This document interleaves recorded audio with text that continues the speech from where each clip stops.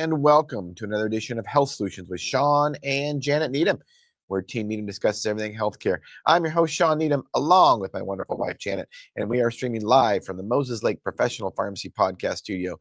And we are super excited to have Conrad Sanchez on our podcast today to discuss EMS fitness, which is electric muscle stimulation. I'm going to be learning with all of you. So, Conrad, welcome to our show. Hi, thank you for having me. So go ahead and introduce yourself a little bit and how you wound up with EMS Fitness and how you wound up on our podcast. Yeah, so my name is Conrad. I grew up between France and Spain. I worked in fitness. It's now been 16 years, and I initially started my career in New York. During COVID, I moved out of New York. I worked in New Jersey for a year, DC for a year, and now I'm in Los Angeles. So I've been in LA now for 3 years, and yeah, for the last 6 years, I've been working with EMS, which stands for electrical muscle stimulation, which in itself is short for whole body electrical muscle stimulation, so WBEMS, and it's completely transformed my career and completely transformed my clients' lives, and I'm happy to talk about it. Yeah. So, Janet, what questions do you have? Okay. I've got lots of them, but I want you to go first. Okay. So who are like your clients? I'm interested to know how they are attracted to EMS because this is new to me as well. Yeah. So EMS, so what it is, I'll describe what it is first. You wear a suit and it has electrodes on all the major muscle groups. It's controlled through an iPad and a battery. And it's a 20-minute workout that equates to roughly an hour and a half to 2 hours of weightlifting. So who is it for? Is for anybody that wants to get stronger, but the clientele that I typically attracts skews mostly women at ages 35 and up, with the bulk of my clients being around the age of 50, 55, some older, some younger, but that's the population that attracts the most. Why? Because it is short. So if you're a busy mom, if you're a busy executive, like time is of the essence. So you're going to want to try to fit in your workouts in shorter times. There is no need for external equipment. So I bring the suit, and sure, I use like accessories like resistance bands and weights, but there's no need for squat racks and heavy equipment or heavy weights. So you can do it in your office. You can do it in the comfort of your living room.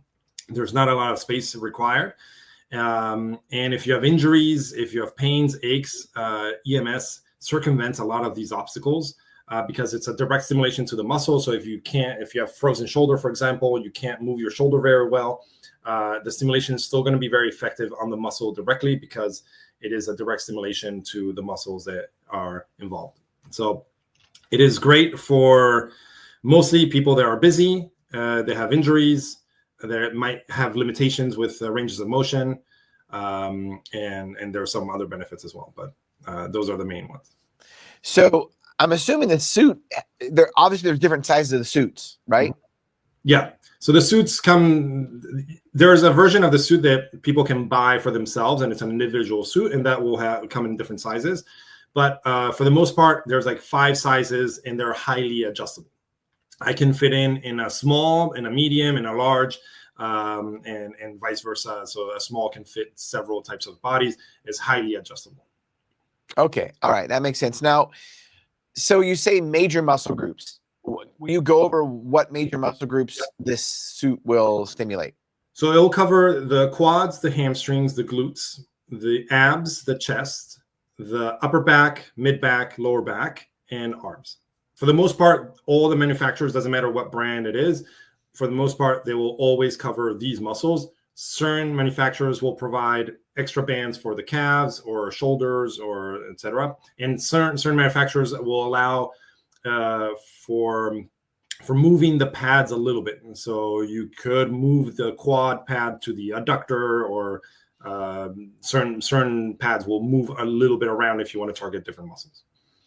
And how precise does the pad have to be on a muscle to stimulate? Does it have to be at an insertion point, or explain that? No, it has to be at the belly of the muscle. And so basically it's activating. So how it works, it's you contract muscles through your nervous system, through an electrical signal of your nervous system. And this is mimicking that signal and enhancing that signal to provoke a much stronger contraction. And so as long as the pad is roughly like has contact with the motor neuron, it will contract the entire muscle. I see. Okay. So the pads are large enough that like, and you'll feel it. Like as soon as, if you don't feel it, you can move the pad a little bit, but I've never had to move the pad too much to get a full contraction of the muscle. So I coming from the world of weight, lifting weights and that, I'm thinking, how does that feel? Like, is it just one group, or is it going to be, both sides, or how does that, I mean, because, I'm kind of going like, if you can do precise things when you're doing it yourself, but when you're doing, are you doing both? Yeah, it's a good question. You're doing everything. So even if, you still have to work out, right? So it's a 20-minute workout. And so I guide the person through different exercises. And but even if we're doing, let's say, a bicep curl, everything is going to be on. So the quads, the glutes, the hamstrings, the abs, the back, everything is going to be firing at the same time. So at the end of the 20 minutes, it's as if you had been doing 20 minutes of legs, arms, et cetera, et cetera. But the key here is that if someone has a knee injury and they can't do lunges, can't do squats, can't do certain things, you could just train upper body and they will still get a workout in the lower body because the electrodes are stimulating those muscles. And I can turn them on as high as I want, as low as I want, as long as the person agrees with it.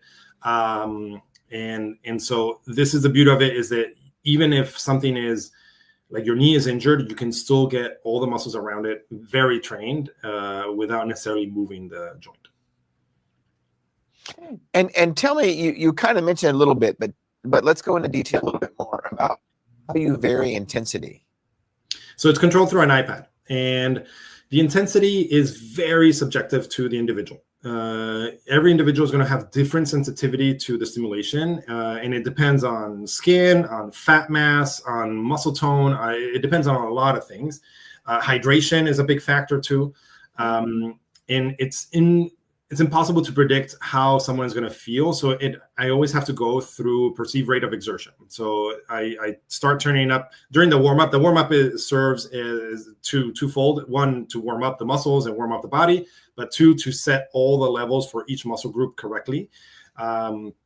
And so through the warm up, I'll go through exercises like, squats, and I'll only turn on the legs, and then I'll go through a back exercise, and so like a row, and I'll make them focus on the back to make sure that like the upper back, mid back, etc., is as high or as low as they want it. And once it's set, then we start the workout. And throughout the workout, I may adjust depending on the exercises. So for example, if someone is doing a deadlift, I may reduce the quads, but increase the hamstrings and the glutes. And again, I will always check in with the person to make sure, like, is this as intense as you can handle? And if they say yes, then great, we continue.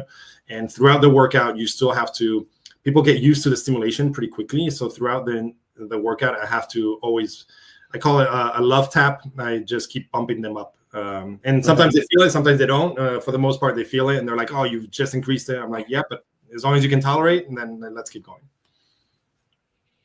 And so you mentioned too that you will have them lift weights and do bands at the same time with these things. Yeah. So explain that. Yeah, it's mostly to guide the movement. It's easier to do a bicep curl when you have something in your hand than to do it without it. You don't necessarily need it, but it does add that extra proprioception, and it helps guide the movement. With certain people, I will load them up a little more. It depends on their goals. For hypertrophy, so EMS is great at generating strength for people. That's the main outcome that people get from EMS. But if you want something more like mass, like building mass, building hypertrophy, you do need to use external load a little more. Not necessarily to the max extent of someone's max lift, but about 30 to 50% of whatever they can usually lift. That's what I would use in order to train for hypertrophy, and with the addition of EMS, obviously.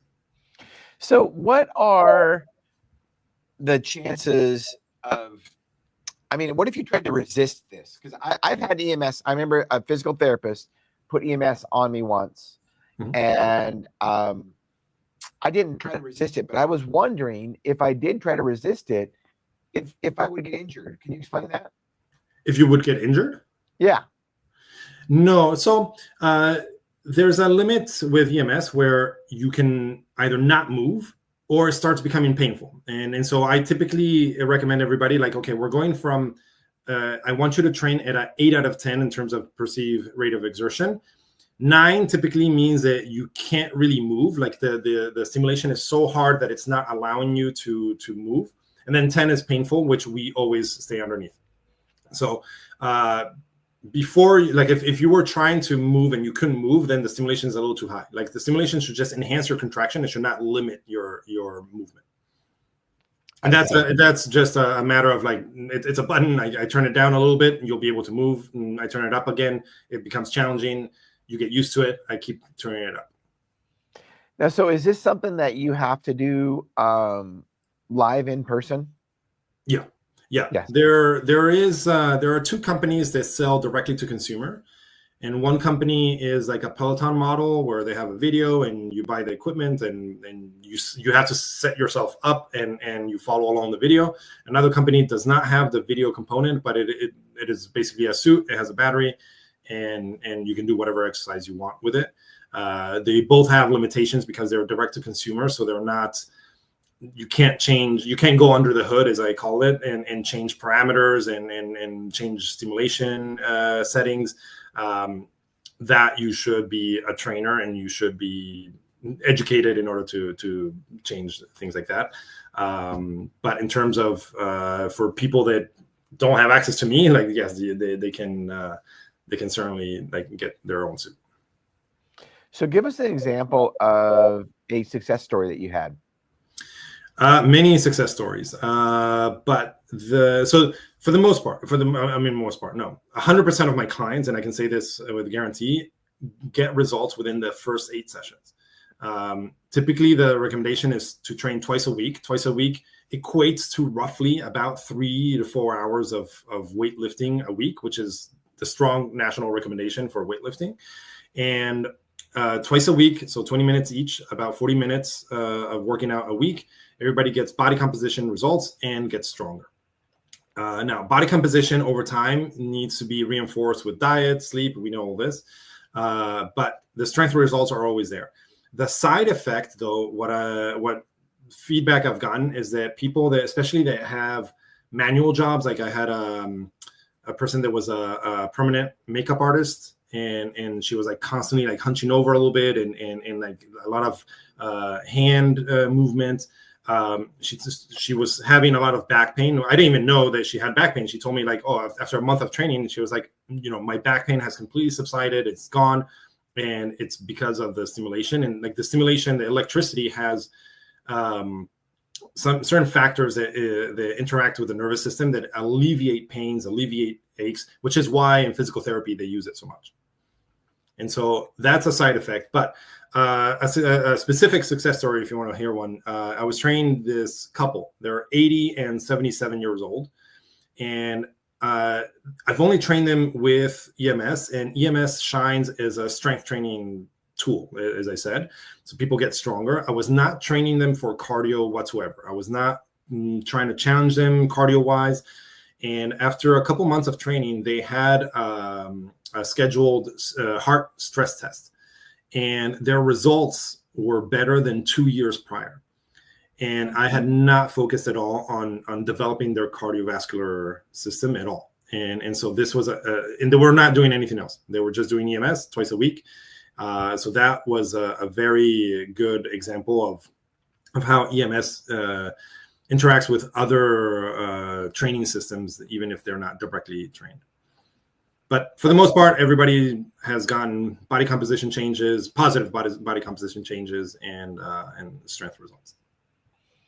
Yeah, that's a great. I love hearing people late 70s, early 80s that, it's a reminder that changed their life. It's a reminder that it's never too late. No.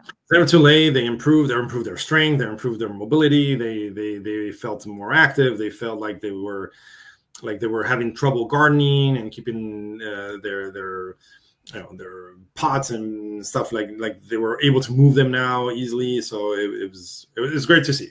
This type of feedback is why I do this job. So I got to jump into, because my mind is doing this question mark. So I usually tell women, and I feel women are more susceptible to osteoporosis, but men can be too. So I'm always concerned when I have, for example, Shawn and I cycle a lot. So I see women that cycle and they don't do weightlifting bearing and things like that. So I know we're talking about muscle groups. So how does that relate into the bone health? Because that's something, I'm just like thinking about, like, would this benefit for somebody that needs to work on the actual physical part of having resistance? Yeah. So weight bearing, right? Like, so you need to stress the bone in order for it to maintain or not lose as quickly its density. And EMS helps. EMS is a component of it. It helps because it pulls on, it contracts the muscle as if it was contracting to lift weight. Now, it doesn't have the component of like weight, the weight bearing aspect of like having a bar on your back, but we can use it. Like if someone has a bar, if someone has weights that are heavy enough. So now the weight bearing component, it doesn't have to be, from what I remember and seeing in research studies, it doesn't necessarily have to be so extreme. It can, as long as it's about 30% of the person's weight, it is enough to create that challenge for the bone. And so 30% is within the parameters that I use for hypertrophy. And so it's a matter of like using the same type of programming for people that are concerned about osteoporosis. Very good. And how long have you been, and so on. Yeah. Sure. Right. And so how long have you been doing this, Conrad? So I've been a trainer for 16 years and I've been doing EMS for 6. And what kind of initially, how'd you learn about EMS, and what kind of initially, how'd you go that way? Did you see that, there was certain non-compliance with working out in the gym, or what was that? Yeah, so my entire career, I made a niche for myself a little unknowingly. Initially, it was out of insecurities of like, I became a trainer and I was like, I only know how to train healthy bodies with healthy joints. And so I got a little concerned, like what happens if someone comes with a knee injury or someone has diabetes or cancer or like, and so I went out to get as much education very early on in my career. And I have a master's degree in kinesiology, and I was always working basically with people with diabetes, chronic conditions, injuries, special populations, pregnant women, older populations. So the populations that typically other trainers, at least in that when I started my career, were not too were a little nervous to take on as clients. But for me, I loved helping people. Like it's one thing to help someone that wants to lose 5 pounds. It's a different thing if the person wants to lose 5 pounds and they have frozen shoulder and a knee injury and a herniated disc, and like now it's a puzzle that you need to solve. And I loved being able to help these people. It felt very rewarding, a lot more rewarding than just like, okay, now I'm ready for my wedding. But so in this quest of like trying to help people that a lot of times didn't have time, didn't like the gym environment, felt intimidated going on their own. Like they would see me once a week, but then they had homework to do and they would not do it. And so trying to find ways of like, how do I get them to just engage with more exercise. And in this research, I stumbled upon an investor who happened to have a franchise of EMS studios in Brazil and wanted to recreate the franchise in the US. And he hired me as a head trainer. I started getting all the education needed. I got a device. I started converting my current clients into EMS clients. And we were about to sign a lease, and then COVID hit and nothing happened. So that investor went back to France and created another franchise there. But I continued my research and continued reading actual research studies and getting education from the different manufacturers. and just continue to work in the space, and to the point now where I'm starting to offer the education myself. I've compiled the education from the different manufacturers and added programming, which is the main thing that manufacturers tend to skip a little bit, because whenever you buy the device, it comes already with programs. So creating your own programs is a bit of a skill, and you need the education behind it. And so this is what I'm focusing on now. So speaking of program, what would it? Do you do progressive? Do you start out with shorter times and you progress that? Does it depend on how fit the person already is or how strong they already are? How does that custom programming work? Yeah, so same principles as traditional training. There's a time component. There's also an intensity. There's a depth of the stimulation, and so all these components can vary. And in addition to all the variables that training has, right? Like the reps, weight, sets, etc. So it's a matter of combining. Certain things make more sense than others, but combining the EMS parameters with traditional training parameters, and then from there creating in between progressions so that people don't plateau. Okay, that makes sense. Now, what about do you do any group? Have you ever done group training with this, or is it all individualized? So it's 1 and 2 people. That's how many people I do. Okay, I do have a third battery, so occasionally I can train 3 people at once, but there are some limitations. The group training component, the question is like, how do you suit up and suit down so many people? And what's expensive is the battery. The battery is what costs the most, and so that is going to be the limiting factor of how many people you can train at once. But the beauty of it, and why I've focused on 1 or 1 and 2, is that with EMS, you can train couples, and typically in couples, one person is going to be very fit, the other person not as much, or not as strong, or can't do as much. And with traditional training, it's a bit of a headache to train 2 people that are completely different, because you have to constantly switch weights and etc. With EMS, because everything's individualized, all the levels, the intensity levels of each muscle group and for each person are highly customizable. So you can train 2 people at once, and they're both going to get as difficult of a workout as they want. You still probably have to maintain similar exercises, but you can always modify them. And this is how I've built my business, mostly around training the wife that then invites the husband that starts seeing results in their wife, and they're like, wow, your body has changed, and let me try it. And this is usually how it goes. I think of the analogy, Janet mentioned that we're cyclists, so we ride our bikes a lot together. But we don't really ride our bikes together when we're outside very often at all, because we go different speeds. But when you're inside on the trainer, you can do the exact same workout and stay by each other the entire time. Yeah. Exactly. Yeah.